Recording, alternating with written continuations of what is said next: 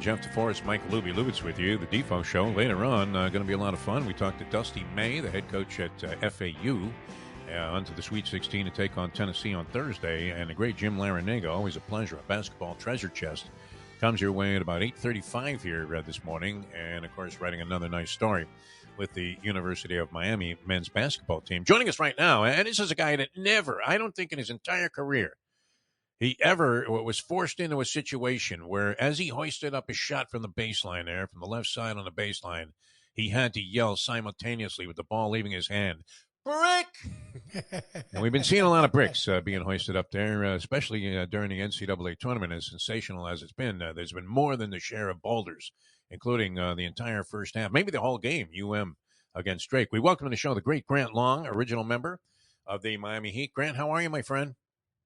Oh, it's a great Sweet 16 week, baby. How are you? Good morning, sir. Doing well. And, it was very exciting. I'm sure, you're a basketball junkie like the rest of us are. And, I have to admit, I did watch some college basketball this year, but I'm like a lot of people now, and I just really get into it in the tournament. And then, like it is with the Stanley Cup playoffs here, all of a sudden everybody knows hockey, like everybody knows the college game. But I just thought it was as exciting a 4-day period of sports activity as I've seen. And, sensational with the upsets and all the different things that happen, and still appears to be wide open. I mentioned that my bracket looked like Vito Anafirmo's face after the Hagler fight. Your brother could relate to that. But I don't know. I mean, did you see any of this? Were you able to foresee even Michigan State being in the Sweet 16? Hey, listen, I crumbled my bracket up the first game. The first night I threw it away. It was over. That's when I was dead, too. I was dead in the water, like at game one. Yeah, it was out of whack. But, I guess that's what it's all about, though, because everybody feels like they've got a chance. And in college sports, during the 64-team tournament, it really does. That's exactly what happens. Every year, there's some Cinderella team. And I guess that's why, like you said, Defo, us basketball junkies watch it at that time, because who's going to emerge as that Cinderella? Who's going to just step up and have a run that even if they don't get to the final game, but they had a run that just interrupted everybody else's season or run to the tournament? And that's the school that everybody's looking for. Everybody seems to be glued to watch. I mean, you talk about diminutive. Fairleigh Dickinson brings a team in there where I think their center was like 5'9". It looked like Lubie's youth basketball team, and they put the fat kid at center. I mean, they had nothing, and they go in there and they knock off Purdue. I don't know. Did you see any of that game? I'm looking at this monster, Zach Edey, the college basketball player of the year for Purdue. He's like 7'5", and he's in there calling for the ball as if he was Ronnie Cycli, and they never get it to him. They go 10 minutes without lobbing the ball into a guy that's 2 feet taller than any of the opponent's players that are out there on the floor. Yeah, and you know what? And that's what the college basketball game now is mirroring the NBA game, where, it's sad to say that the taller guys who can't shoot, break defenses down from the perimeter, they're like dinosaurs. I watched a little bit of that Purdue game, and you're right, they couldn't get him the basketball. Obviously, he would dominate if they did, but it's a 3-ball type of game now, like the NBA. And so that's the way it's being played. That's the way it's being coached. I feel bad for the guys who are back to the basket players who might even be good players, but because they can't shoot the ball from the perimeter, because they can't dribble out on the perimeter, they're probably going to be looked past. They're going to be overlooked. And like I said, talented players, it's just not their time to be playing basketball or getting the basketball, I should say, and being an integral part of the offense. Maybe it'll come back around where, you get one of those players or two of those players that are back to the basket guys, and it might change the way the teams are playing. But right now, it is a perimeter-oriented game. You've got to be able to shoot and break down the defense from the perimeter. If you can't do that, more than likely you're going to be sitting next to the coach. Do you agree, Grant Long, with a friend of ours, that Zach Edey of Purdue looks a lot like their Purdue mascot? Purdue Pete. Yeah. I mean, the head is about the same shape, I think, and maybe even the same size. Is there a team that you like? I mean, there are obviously shockers. We have a couple of local entries here. You got Michigan State in the tournament.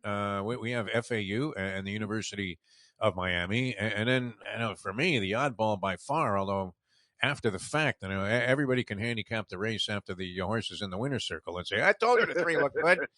But you know, all of a sudden it's like, "Whoa, the Ivy League, man! They're a force to be Yeah, reckoned with." And you know, what did Bill Bradley come back? You know, to shoot a couple of Princeton. 16-footers off a screen. How is Princeton still alive in this thing? the backdoor cuts are going to Yeah. always be a prevalent part of basketball. And just what we just talked about, basketball being played from the perimeter now and 3-point shots. But Princeton is always, just think about it, they've played the same way the entire time we've been watching them. Come out to the perimeter, make a backdoor cut, and make a backdoor cut. If you're not prepared for that, they're going to beat you. They always seem to sneak up and catch somebody napping. And here they are once again. They've caught the field napping. And I'll also say this, that like you mentioned, Michigan State, I don't think anybody in the state of Michigan thought that they would be where they are right now. But Tom Izzo pulled another rabbit. And then you think about Jim Larrañaga, one of my favorite people in the world. Isn't he great? You know, I'm just happy to see him having the success that he's having right now. He deserves it. A basketball lifer. He was in the MAC conference when I was played against his teams at Bowling Green quite a bit. Just a phenomenal guy and always a joy to talk to. So make sure you guys say hello for me when he comes on this morning. Oh, we definitely will. Yeah. And on those backdoor picks, I mean, did you ever run into one? You know, the blind pick along the baseline, that was always especially painful when you ran into like an Anthony Mason or something, or a Bill Laimbeer, I would imagine. Who was the guy? I mean, I guess in practice it might have been Rowinski when you were playing for the Heat. You and Romanski. Lewinsky was the only guy that had enough to set a screen. Everybody else, I mean, you run hard and they would move out of the way. But Lewinsky, it was like he was a magnet for contact. He was like a hockey goon in sneakers. He was great. Oh, he came on the floor to divvy out the pain, the punishment. That's what his job was. You hit it right on the head, Defo, like the hockey guys. That's what their mission is. Yeah. Get the skates on, get out there and divvy out the pain. That was at a time, too, where the refs would let some of that go, you know. I mean, obviously, when Laimbeer body slammed Larry Bird and Bird was called for an offensive foul. Too bad they didn't have review back Yeah, then. I mean, he looked like Bruno Sammartino with the Garden, you know, just dropping Monsoon on his knee. All right, let's get into the NBA. I'm naturally, you know, you always look at the top, but I'm looking at the bottom here. I was one of those people throughout my lifetime that always felt, you know, you don't want to dilute the playoffs and add more teams. And yet, I'm looking at what's happening in the East. I think you have 5 teams there that go from like 8 on down that all have a reasonable shot to get into that playoff position. And then in the West, you have like even the Lakers scrambling to try and get there, hoping that LeBron can shake off that foot injury, come back and make a little bit of a move there, and then they might be dangerous. But I'm loving it. I mean, so many cities are still involved. What's your thought about the expanded playoffs and the whole playing thing? Because there are people that really don't like the whole idea of having that situation. You know, it's not a matter of me not liking it. I'm going to hold true to what the stats say. You know, there are guys that are averaging 4 points a game screaming, hey, if I got more shots, I'd average 12 points a game. That's just not the case.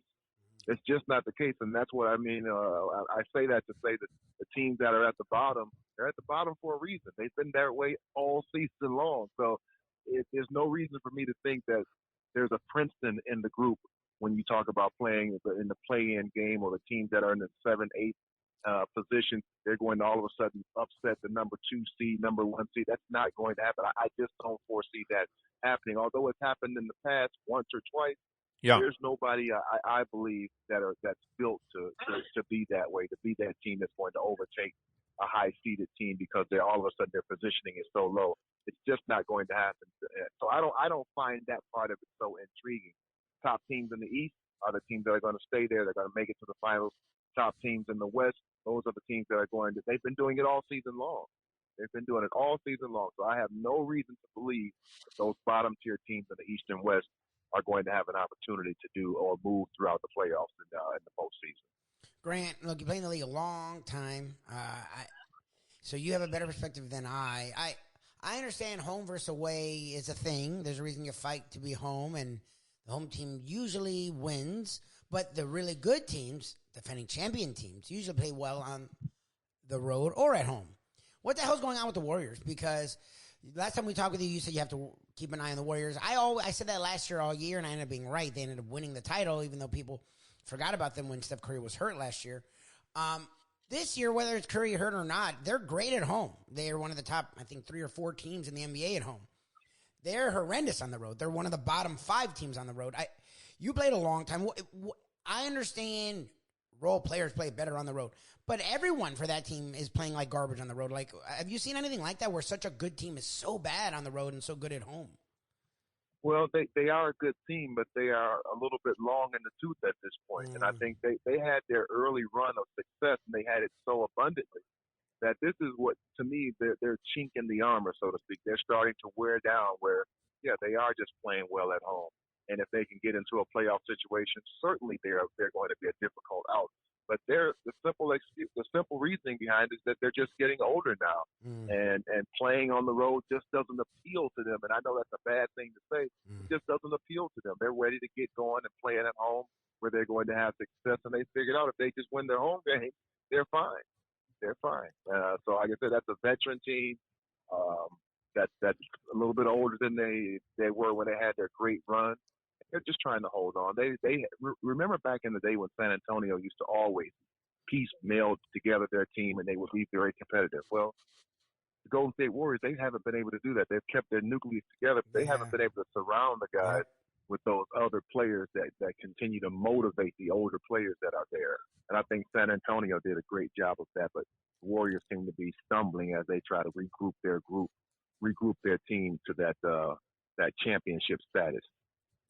Some would say that they're kind of a modern-day dynasty, or have been.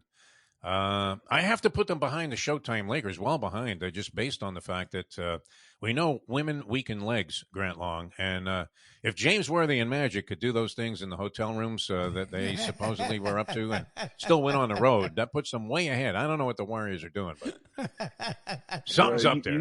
It's more than old age. It's not arthritis. I believe something else is happening there. You saw the movie Showtime with the Lakers dynasty. So everything that was going on there, they were still managing to win. So it was a different time back then, Defo, a different time. yeah, for sure. I mean, but the portrayal of Pat Riley, I thought was so misguided in that show. I couldn't get over that. They made him look like Joe Pepitone, who, may he rest in peace, just passed away. I mean, giant schnoz. When did Riley ever look like he was just a disheveled mess and psychologically ready to crumble? Considering how he's looked throughout our knowledge of having Pat Riley around, I've never seen him look like it. It must have been his first year out of Kentucky that he looked like that, because I've never seen him. It's always been the slick hair, the nice tailored suits. I don't know where that guy came from. Right. I mean, if you were going to dress for success, it's Pat Riley. I mean, he's not coming on a show like some schlub like Lubie and I do. I mean, he's going to be impeccably dressed right from the start. All right. What do you think now? The Miami Heat, Lubie's very concerned about. They do not appear, I think we've discussed this before, they don't appear to be championship material. It does look like they have a shot to sneak into that 6th spot. And, we're thinking, that looms as ringing death anyway, because the top 3 teams in the East appear to have some distance between themselves and the rest of the conference. Would you say that's a fair assessment? The Heat, not championship material and probably doomed to a first-round playoff loss. Yeah, they were just in town a couple of days ago, and they shot the ball well. Oh, man, that was an ugly game, huh? You guys almost won that game. Yeah. Good for you. I mean, second night of the back-to-back, they lost to Chicago on the first night. Yep. But I was concerned because they struggled with the Detroit Pistons, who are, as we know, on the bottom, and they've been at the bottom all season long, but they struggled with the Detroit Pistons. So that was a little bit of concern for me. But at the end, they won the basketball game. They did all the right things. They made shots. Tyler Hero's an amazing shooter. I mean, this guy can shoot coming off the bus. He can make shots. So they've always got a chance, and they're very disciplined, very well coached. And obviously with Pat Riley at the helm there, behind Spoelstra, they've got a shooter's chance, so to speak. But the East is what it is. Those top-tier teams, Milwaukee, Boston, and maybe even Philadelphia, I think they're just going to be too much for Miami to overtake. But I don't see a first-round exit, though. I see a second round exit, but not a first round exit. Oh, wow. You think they can beat any of the top like three? I mean, you're talking 5 or about 6. Milwaukee, Philadelphia, and the Boston Celtics, who've been good all year. Yeah, I think they're in the first round. I think they advance. All right. Wow. Strong. Well, Grant Long, ladies and gentlemen. Let me ask you, because when it comes to the Heat, we've seen, and you played on a lot of teams with a lot of different personalities. Jimmy Butler, we know, has rubbed people the wrong way until he got to Miami. And no matter what has happened in Miami, walking through a coach or this or that, it's always been family, and they've always gotten over it, and it's always made them stronger. This year, he's having a season as anyone. I mean, outside of Jokic, Giannis, and Embiid, you can put Jimmy Butler up there with anyone. I mean, what he's doing on both ends of the floor, there's not really anyone else doing it to the extent he's doing it. Yet, every night they struggle, even against the likes of the Pistons and the Bulls, because he's not getting a lot of help, and he hasn't gotten a lot of help all season long. And you've seen it wear on him. Like, literally last week, he left a game with time on the clock. He pulled like a LeBron or like a Randy Moss, where he was so frustrated and so exasperated that as the time was ticking off in a loss, he walked off the floor. They actually got a technical for it, something that Jimmy Butler would never do. What is it like to be on a team like that where the star is really giving his all? He's trying in practice, doing everything, and everyone else is just letting him down? Yeah, that's just one of those frustrating parts of the season, I believe. And I don't think anybody on his team will make a big deal about it. But when you look at the roster, they've got 3 guys that are averaging 20 points. Yep. That's pretty good. Bam Adebayo has come a long, long way. But Jimmy Butler is Jimmy Butler, and then there's everybody else. Yep. He doesn't have that second or third guy to go with him that's going to be at his level. You know, Bam has been an all-star, and he's a good player, but he's not at the level of a Jimmy Butler. And sad to say, that's what it's going to take, unless he can will the rest of those guys. I mean, they got Duncan Robinson. We haven't heard from him in a long time. Tyler Hero. He's missing in action. Yeah. Yeah. Kyle Lowry is, you know, his best years are probably behind him. So they're trying to just really, really will themselves to win, and hopefully they can do that with Jimmy. Jimmy can will those guys to win, but he doesn't have the talent level that he is. So a lot of it is going to fall on his shoulders. How can he make those? We use that analogy a lot. Is he going to make the players around him better? Well, yeah. He can make them better, but how much better do they need to be? I don't know if he can do that. He's not a wizard. Yeah. He doesn't look happy, man. He always looks dead serious out there on the court. I don't think I've ever seen him smile. All right, it's cool to be all business. Speaking of which, I mean, just on the opposite end of the spectrum, any thoughts about what happened here? I mean, you've been around many young guys that have come into the league, and 15 years in the NBA. You've seen young kids come in, expected stardom or achieve stardom. What happened to Jean Morant? I mean, he seemed to be a well-grounded individual. All of a sudden, he's like Money Mayweather out there. I would imagine. It's got to be very, very much of a life-changing experience to all of a sudden be making today's NBA money, especially. Have you seen it ruin guys before? I don't know that it's going to ruin him. I mean, hopefully he bounces back now and gets his head on straight. That's a sad, sad state of affairs for the Memphis Grizzlies, who were trending upward with their star player. It just signed his own signature shoe with Nike. Yep. And then to kind of have the wheels fall off this thing. Wow. And by his own doing. It's not like he had some outside stuff going on. It was just bad decisions on his part. And, I can't give him the excuse that he's a young player, because he's been in the league now a few years, and that should not be happening. I'm going to go something real personal here and say I've seen his dad at just about every game, sitting on the sidelines. I think his dad has become more of a fan instead of he's given up his title of dad. Yeah, he's not guiding him in favor of being a fan, and I think that's where John Morant and his dad have lost the ball. T. Morant is his dad. Yeah, got to be a dad. You got to be a dad. That kid needs a dad, not a fan. He's got enough fans. He needs a dad. And I think that's where his dad dropped the ball. Maybe he can get it back. It's not too late.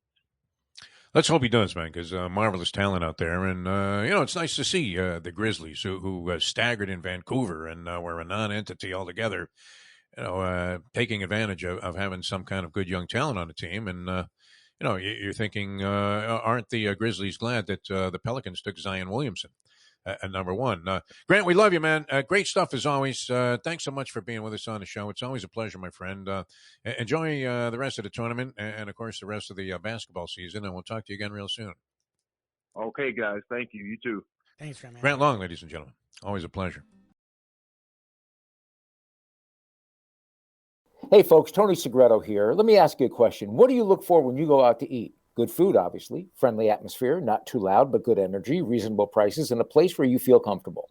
All those ingredients, no pun meant there, are hard to find unless you're talking about the Texas Roadhouse. You see, they encompass all of those attributes. Really, really good food, amazing atmosphere, good for a family, good for a date, or just a night out for yourself, and prices that will make you extremely happy. Their ribs unmatched. Steaks hand-cut every day. Everything, and I mean everything, is made on site, including their incredible bread. It's the one day, folks, that you can forget about low-carb diets. Trust me when I tell you, Texas Roadhouse, your restaurant, your destination when you say, where should we go and eat tonight? These days, we're all looking for comfort anywhere we can find it. Thank goodness for Landlubbers Raw Bar and Grill in Plantation, because they are making sure you are as comfortable as possible. First of all, they're not only open for delivery and pickup. All you have to do is go to landlubbersbarandgrill.com for both pickup and free delivery. You're going to have the best wings in the world. You're going to have a great burger. You're going to have their amazing soups. Again, Landlubbers Raw Bar and Grill. It's nice and easy. Just go to landlubbersbarandgrill.com for both your pickup and free delivery. Thank goodness for Landlubbers for making you always feel right at home. Play the ponies in style at Champions, the outstanding simulcasting room at beautiful Hialeah Park. Yes, the grand old lady of thoroughbred racing has never been more vibrant, and you can wager on the races from the top tracks around the country while enjoying a cocktail at the Brass Rail Bar or any of the fine food served throughout the facility. If poker is your game, you're covered in style, and you can play all your favorite Vegas-style games, including blackjack, craps, and roulette, in Hialeah Park's sizzling hot casino. Get a player's card when you walk through the door for all kinds of generous amenities, including our favorite, free play, when you come out to the ultimate casino and entertainment destination, Hialeah Park.